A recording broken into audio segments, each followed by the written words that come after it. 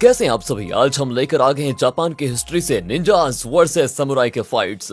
आप भी सोचते होंगे कि यार इसमें डिफरेंस क्या है, तो आपको ये कहानी में पता चल जाएगा। वैसे साथ ही जो निंजास और समुराई के बारे में आपको आज तक मूवीज और कार्टून्स में देखने को मिला, उसका लाइव एडेप्टेशन आपको यहाँ देखने को मिलेगा। और ये जो फाइट सीन है दोस्तों, उसका कहना ही क्या है, एकदम अलग तरह का। तो कहानी की शुरुआत में हम एक इगा निंजा क्लैन के ग्रुप को देखते हैं, जिसे सैंड नाम का एक निंजा लीड कर रहा होता है। और शायद इगा सुनकर आपको कुछ तो याद आ रहा होगा, हाँ, निंजा हथौड़ी, जो कि एक वक्त पर हम सबका फेवरेट कार्टून था। आपका तो पता नहीं, लेकिन मेरा तो था। वो भी इगा निंजा ही था। असल में इगा एक जगह का नाम है जहाँ पर सिर्फ निंजास रहते हैं, समुराइज नहीं रहते। एंड काइंड ऑफ स्टोरी भी ऐसी है, निंजास वर्सेस समुराई। तो जरा मैं आपको क्लियर कर दूं कि यहाँ एक स्टेट है इगा प्रोविंस, जहाँ सिर्फ निंजास रहते हैं, जो कि बहुत ही खतरनाक निंजास हैं और पैसों के लिए किसी की भी जान ले सकते हैं वो लोग। इसी इगा प्रोविंस में 12 अलग क्लैंस हैं, जिनके बीच चीजें उतनी अच्छी नहीं है, यानी कि थोड़े बहुत झगड़े इनके बीच भी चलते रहते हैं। और अभी हम ऐसे ही 2 क्लैन के बीच की फाइट को देखने वाले हैं। तो सैंड अपने कुनीमारो निंजास की टीम को लेकर झाड़ियों से होता हुआ शेन क्लैन की तरफ बढ़ रहा होता है, इस मकसद से कि आज इन पर चुपके से हमला करके इनको कैद कर लेंगे। जहां दूसरी तरफ हम शेन क्लैन के लीडर डेविड को देखते हैं, जो कि दोस्तों काफी एक्सपीरियंस लीडर है और उन्हें पहले से इस बात का अंदाजा हो जाता है कि कुनीमारो वाले उन पर हमला करने वाले हैं। इसलिए उन्होंने पहले से ही अपने लोगों को सतर्क रहने के लिए कह दिया था। और होता भी ऐसा है जैसा डेविड ने सोचा था। इगा वालों को तो जरा भी भनक नहीं थी कि सामने वाली पार्टी को उनके प्लान का पहले पता चल चुका है। और जैसे ही ये लोग उन पर हमला करते हैं ना, शेन के क्लैन के वॉरियर्स इनको बहुत जोरदार पलटवार करते हैं। देखते देखते एक एक करके सभी कुनीमारो निंजास ढेर हो जाते हैं और दुश्मन को कैद करना तो दूर, यहाँ तक खुद की जान बचाने के लिए वो बहुत मुश्किल झेलते हैं। पर तभी जब सभी कुनीमारो निंजास एक तरफ पिट रहे होते हैं, तो तभी अचानक से एक कुनीमारो निंजा शेन के क्लैन के दरवाजे को तोड़ते हुए हीरो की एंट्री लेता है। ये है मैक्स दोस्तों, जो कि सबसे बेस्ट और खतरनाक इगा निंजा है। बस मैक्स की प्रॉब्लम बताऊं क्या है, वो बहुत आलसी है। तो अपनी प्रॉब्लम को लेकर मैक्स शेन के वॉरियर से लड़ने चल जाता है। और उसे देखकर तो ऐसा लग रहा था कि मैक्स का लड़ने का कोई मन भी नहीं है, वो बस टाइम पास में लड़ाई कर रहा है, ऐसा लग रहा था। पर दोस्तों उसमें भी ना वो बहुत अच्छे से धुलाई कर देता है सामने वाली टीम के। ऐसे ही मैक्स सबको मारते हुए आगे बढ़ रहा होता है कि तभी डेविड के 2 बेटे उसके सामने आ जाते हैं, हेनरी और जैक। जहाँ हेनरी बड़ा बेटा है और जैक छोटा। दोनों ही मैक्स को अपने लोगों को मारता हुआ देखकर बड़े गुस्से होते हैं और उसे 1 वर्सेस 1 फाइट के लिए करते हैं चैलेंज, जिसमें जैक मैक्स के साथ लड़ने का फैसला करता है। एंड दोस्तों अब अगले सीन में हम मैक्स और जैक को एक दूसरे के सामने देखते हैं और मैक्स अब भी वही आलसी जैसा चेहरा बनाया होता है। आगे फाइट होती है शुरू और मैक्स जरा भी इसको सीरियसली नहीं लेता दोस्तों, पता नहीं क्या दिक्कत है इसके साथ। लेकिन वहीं दूसरी तरफ से जैक अपनी पूरी ताकत लगाकर उसे मारने के लिए बढ़ रहा होता है और मैक्स बस बचने की कोशिश में लगा होता है। पर तभी कुछ ऐसा होता है जो किसी ने नहीं सोचा था।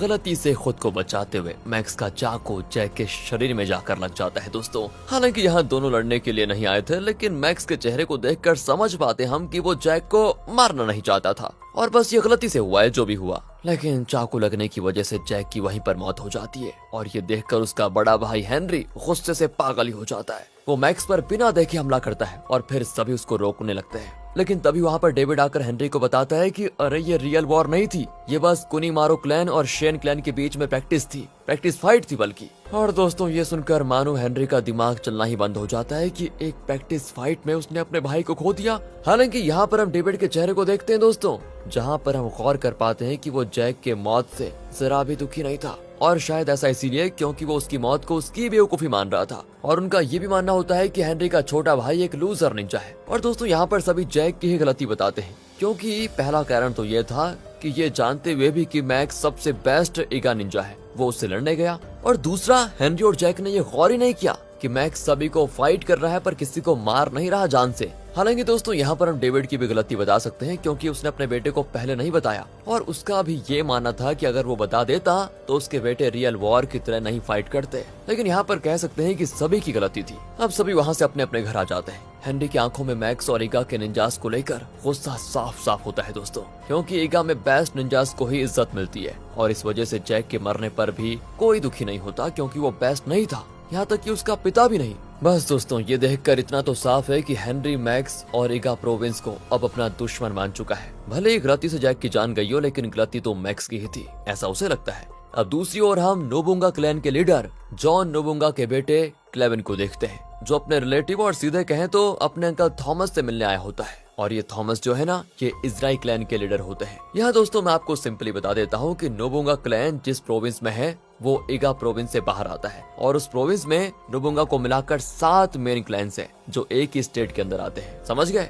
लेकिन प्रॉब्लम अब ये है कि इन 7 क्लैंस के बीच में चीजें सही नहीं चल रही और कई ज्यादा पॉलिटिकल और इंटरनल झगड़े चल रहे हैं यहाँ पर। इसी को ठीक करने के लिए और अपना दबदबा बनाने के लिए क्लेवन यहाँ पर थॉमस से मिलने के लिए आया होता है, जहाँ क्लेवन के साथ में 2 और क्लैन के लीडर सिमोन और डेविड भी आए होते हैं और ये दोनों ही क्लैन के लीडर नोबुंगा क्लैन के साथ आने के लिए मान गए होते हैं। और अब यही प्रपोजल लेकर कि इजराइल क्लैन भी नोबुंगा क्लैन के साथ मिल जाए, क्लेवन थॉमस को एक छोटा क्ले पॉट देता है दोस्तों, जो कि सिंबल है एक्सेप्टेंस का। लेकिन थॉमस उस पॉट को हाथ में लेते फेंक कर तोड़ देता है और बिना कहे बता देता है कि उसका क्लैन किसी के साथ नहीं मिलेगा, जिसको देखकर सिमोन थॉमस पर तभी हमला कर देता है। लेकिन थॉमस बड़े ही आराम से उसको रोक लेता है और उल्टा उसे ही मारना शुरू कर देता है, जिसके बाद थॉमस डेविड पर भी हमला करने वाला होता है क्योंकि वो भी क्लेवन के साथ आया था। लेकिन इससे पहले कि डेविड को खरोंच भी आती, क्लेवन बस एक झटके में अपनी तलवार को थॉमस के शरीर के आर पार कर देता है। अगले ही पल थॉमस की मौत हो जाती है और अब इजराइल क्लैन भी नोबुंगा क्लैन के अंडर आ चुका है दोस्तों।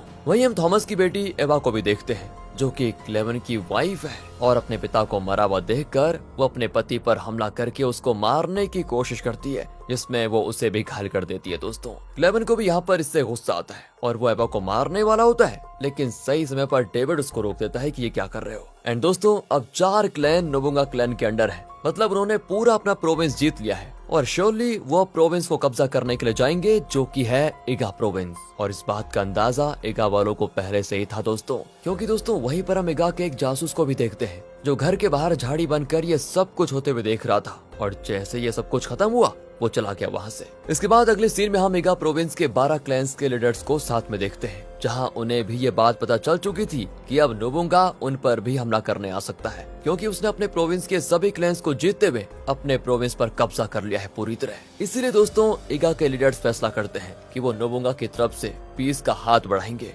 और बिना किसी के रूल के अंडर रहने का रास्ता चुनेंगे, जिसके लिए वो हेनरी और एक ईगा निंजा को नोबुंगा क्लैन वालों के पास एक लेटर लेकर जाने को कहते हैं। और इसी दौरान हम मैक्स के बारे में थोड़ा जान पाते हैं दोस्तों।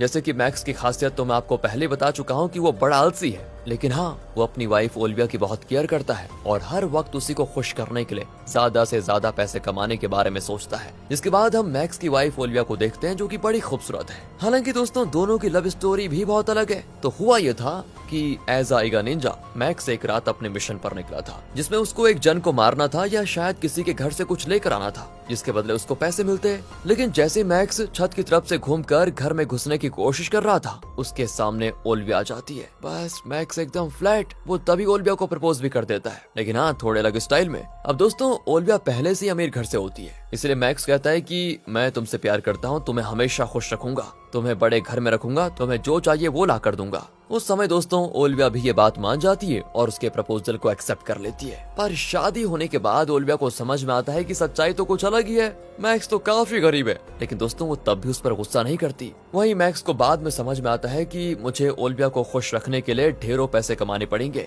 इसलिए दोस्तों उस दिन से पैसे कमाने के लिए वो बहुत ही मेहनत करने लगता है। तो अब इस कहानी के दौरान एक ईगा निंजा पूरी तरह से खून में लथपथ मैक्स के घर पर आता है। मैक्स उसको देखकर संभालता है और तब हमें पता चलता है दोस्तों कुछ, वो ये कि ये वही ईगा निंजा है जो हेनरी के साथ नोबुंगा क्लैन के पास गया था और उन्होंने ही इसकी ये हालत कर दी। बताओ, उन्होंने इसकी जबान को काट कर इसको वापस भेज दिया और दूसरी तरफ हेनरी को भी पकड़ लिया। लेकिन वहीं दूसरी ओर चीजें बिल्कुल अलग होती है। हेनरी भले कैद में हो, लेकिन उसके अंदर जो ईगा प्रोविंस से अपने भाई की मौत का बदला लेना है ना, क्लेवन इस बात को समझ जाता है दोस्तों और इसे ईगा प्रोविंस के खिलाफ यूज करने का फैसला करता है और इस तरह हेनरी क्लेवन के साथ मिल जाता है। इसके बाद क्लेवन अपने लोगों के साथ ईगा प्रोविंस के 12 क्लैंस लीडर से मिलने जाता है और पीस के तौर पर ईगा शहर के बीचों बीच एक फोर्ट बनाने की बात करता है, जो कि होगा नोबुंगा का। दोस्तों ये जो आइडिया है ना, ये हेनरी ने क्लेवन को दिया होता है, जिससे अगर फोर्ट बन गया तो नोबुंगा कभी भी ईगा वालों पर हमला कर सकता है। उनको फिर कोई रोक टोक नहीं होगी, वो जब चाहे जो कर ले। तो अब पहले तो 12 क्लैन में से कोई भी लीडर क्लेवन के इस फोर्ट वाले आइडिया के लिए नहीं मानता,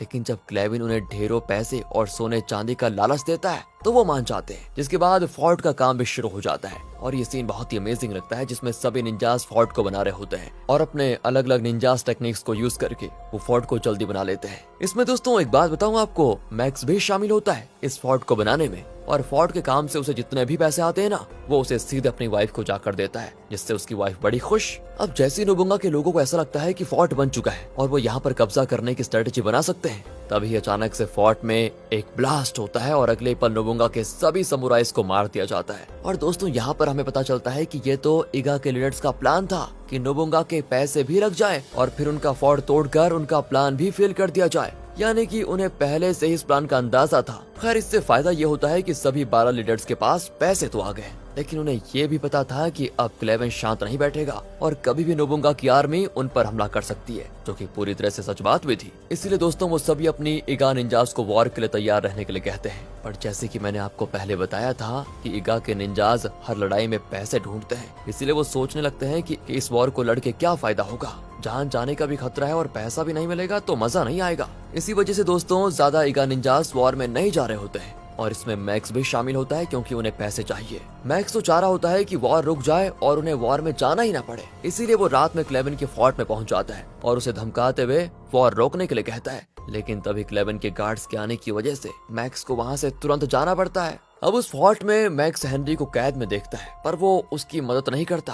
आगे वो क्लेवेन की वाइफ एवा को भी कैद में देखता है दोस्तों, और एवा मैक्स के बारे में जानती थी कि वो इगा का बेस्ट निंजा है, इसलिए एवा मैक्स को वही क्ले पॉट देती है जो क्लेवेन ने उसके पिता को दिया था। लेकिन अब आप सोचेंगे कि एवा के पिता ने तो वो पॉट तोड़ दिया था। तो दोस्तों जो पॉट एवा के पिता ने तोड़ा था ना, वो नकली पॉट था और उन्होंने ये पॉट छुपा लिया था उस समय, जो कि वैसे बहुत ही कीमती और एक्सपेंसिव पॉट है। एवा तब मैक्स को पॉट देती है जिसकी कीमत बहुत ज्यादा होती है और बदले में वो क्लेवेन को मारने के लिए कहती है। मैक्स तुरंत मान जाता है क्योंकि उसको पैसे चाहिए थे और फिर वो चुपचाप चला भी जाता है। तभी कुछ देर के बाद हम एवा को मरा हुआ देखते हैं यार, यानी कि उसने अपने आप ही अपनी जान ले ली, क्योंकि अब वो और कैद में नहीं रह सकती थी। अब उसे बस क्लेवेन से बदला लेना था, जो कि अब मैक्स लेगा। मैक्स भी वो पॉट लेकर अपने घर लौट आता है और ओलिविया से कहता है कि अब हम यहाँ से जा सकते हैं, अब हमारे पास बहुत पैसे हैं, यानी कि वो पॉट है। जिसके बाद अगले दिन वॉर शुरू होने से पहले मैक्स और ओलिविया अपने गांव छोड़कर दूसरे शहर जाने लगते हैं, जहां उनके साथ और भी इगा निंजास की फैमिली होती है, जो इसीलिए वॉर से दूर जा रहे हैं क्योंकि उन्हें वॉर में पैसे नहीं मिलेंगे दोस्तों।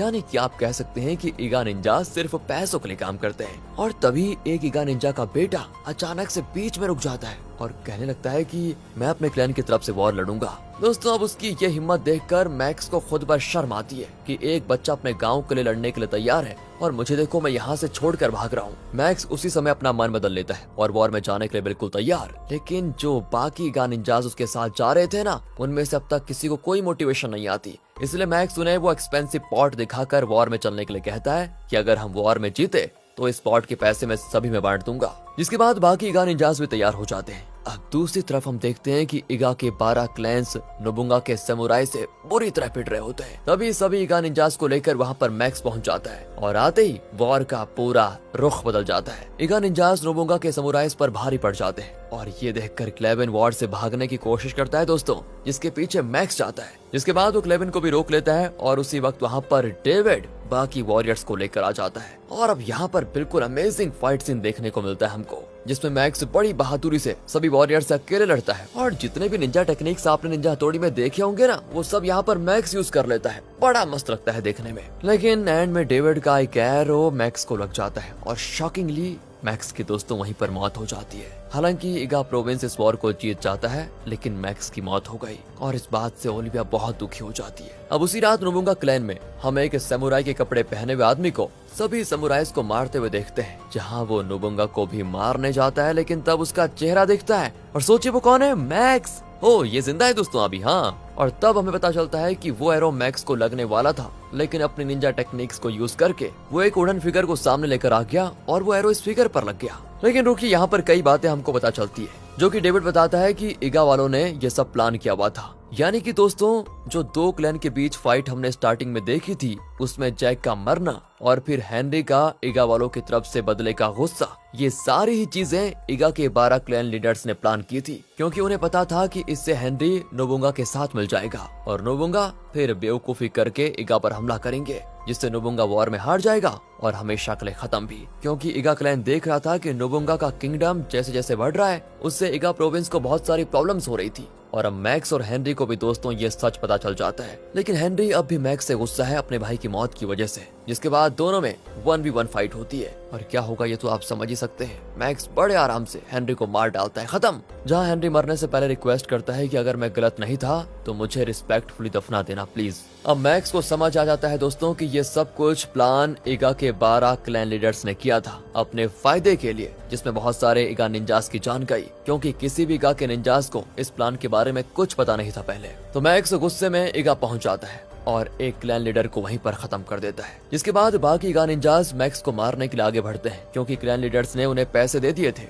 लेकिन दोस्तों तभी वहाँ पर ओलिविया आकर वो एक्सपेंसिव पॉट दिखाकर कहती है कि मेरे पति को मत मारो, मैं तुम्हें ये पॉट दे दूंगी। लेकिन लालच में अंधे ईगा निंजास उस पॉट के लालच में ओलिविया पर पॉइजन डालकर हमला कर देते हैं, जिसे देखकर मैक्स रोकने की कोशिश भी करता है, पर तब तक कई डार्ट ओलिविया को लग जाते हैं और ओलिविया की वहीं पर मौत। दोस्तों बस मैक्स ये देखकर पूरी तरह आग बबूला हो जाता है और गुस्से में उस एक्सपेंसिव पॉट को तोड़कर वहां से ओलिविया की बॉडी लेकर चला जाता है, जिससे हम समझ पाते हैं कि अब उसका ईगा प्रोविंस पर से विश्वास उठ चुका है और वो वापस यहाँ कभी नहीं आएगा।